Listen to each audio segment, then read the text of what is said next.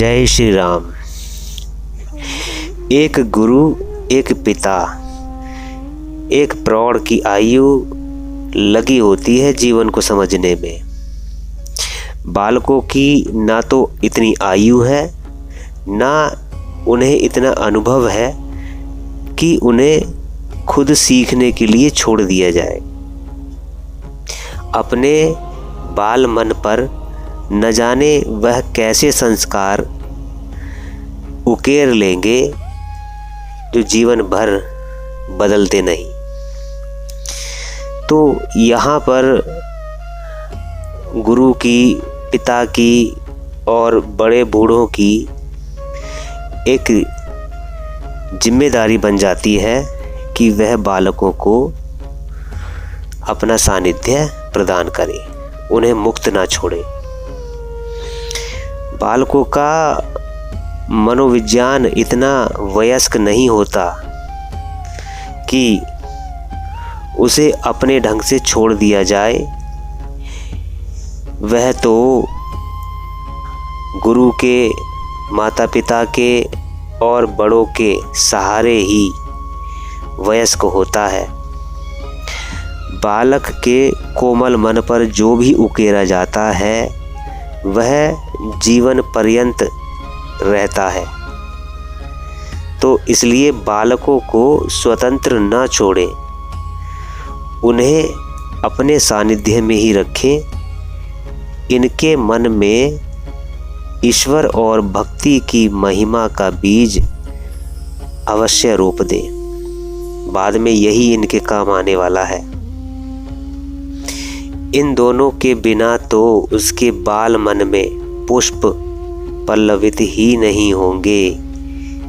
जीवन में सब कुछ मिलेगा, भौतिक वस्तुएं सब कुछ प्राप्त कर लेगा, परंतु यदि उसके मन में भक्ति, श्रद्धा और समर्पण ना हो तो वह मन बंजर हो जाता है।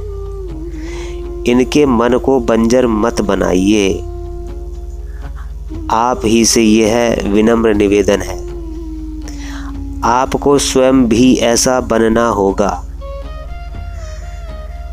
ये जो श्रद्धा, भक्ति और समर्पण होते हैं, ये बहुत बड़े विषय हैं। अगर यह हमारे भीतर नहीं है तो आप समझ लीजिए कि आपको सुख नहीं मिलने वाला। तो ये तीनों तत्व क्या बालक अपने मन में स्वयं डाल लेगा? नहीं, ये तीनों तत्वों को डालने की जिम्मेदारी हम गुरुओं, माता पिता और बड़े बूढ़ों की ही है।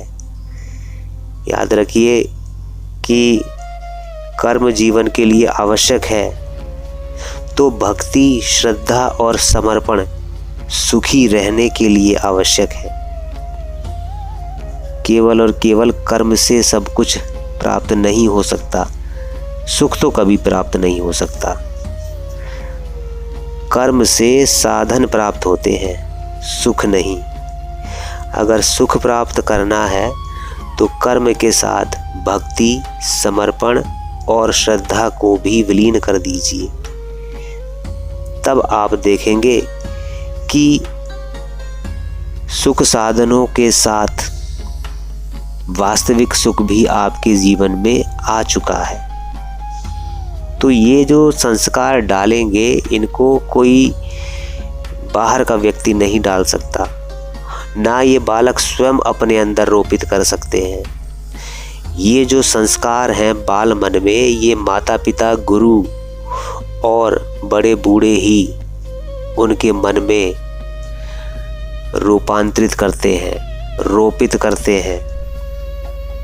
आज जो आप इनके अंदर ऐसा बीज डालोगे तो कल को ये फूल बन करके इनके जीवन में निकलेंगे, इन्हें सुख देंगे। ये जो हम कहते हैं ना कि कर्म करो, कर्म तो बिल्कुल करना ही है, लेकिन कर्म के साथ साथ भक्ति, समर्पण और श्रद्धा को भी विलीन करना है। बिना इनके कर्म अधूरा है। साधन तो इकट्ठे हो जाएंगे, परंतु सुख कहाँ से लाओगे? ईश्वर के बारे में उन्हें बताइए अपने बालकों को कि ईश्वर कितना बड़ा है, ईश्वर की भक्ति कितनी आवश्यक है मनुष्य के जीवन में। अगर आप उन्हें नहीं बताओगे तो मन उनका बंजर रह जाएगा, जीवन भर वो आपको ही कोसेंगे। आप तो इस जीवन में होंगे नहीं, दुख कौन झेलेगा? वह बालक ही झेलेगा।